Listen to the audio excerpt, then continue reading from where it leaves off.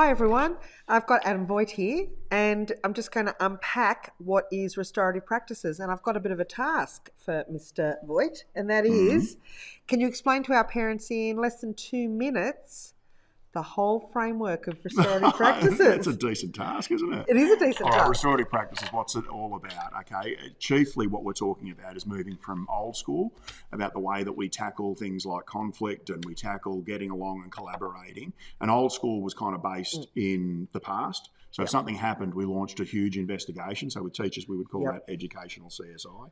And we would. And we're not detectives. We're not, and we never know anyway after we've collected all the witnesses' observations anyway about what happened, what to do anyway, because the point of an investigation is to work out blame. So that's what we're trying to do. We're trying to work out who's to blame and what sort of punishment we need to hand out based on that. Now, the thing about when we make that assessment is that most of the people that are involved in that process then leave really annoyed because they think we got the blame split wrong. So what we've said is, what if we took the focus out of it? From a restorative point of view, the focus is past, present, future. Yep. So we say, sure, give us the past, but we really just need a gist. We really need just enough to move forward so that kids aren't talking about stuff that happened 6 years ago. And staying in it. Exactly. We want to move on. We talk about the present, which is about the harm. What's the damage done? In terms of people, how's this made people feel? And what's the work that needs to be done in the future to fix it up? So the emphasis isn't blame. It's on what's the harm, what's the damage. Okay. And the belief, the deterrence is not that punishment will get people out of, deter people from doing the wrong thing again.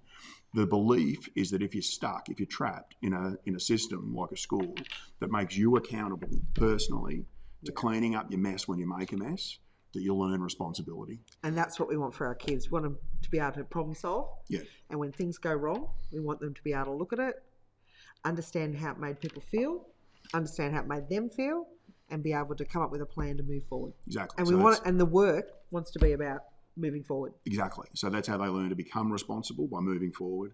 They learn how to problem solve, like you said, both socially and academically. Yep.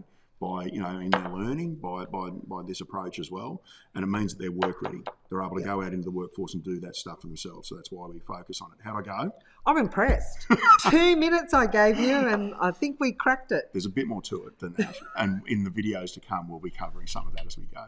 I hope it gave you a bit of an overview of what restorative practices is.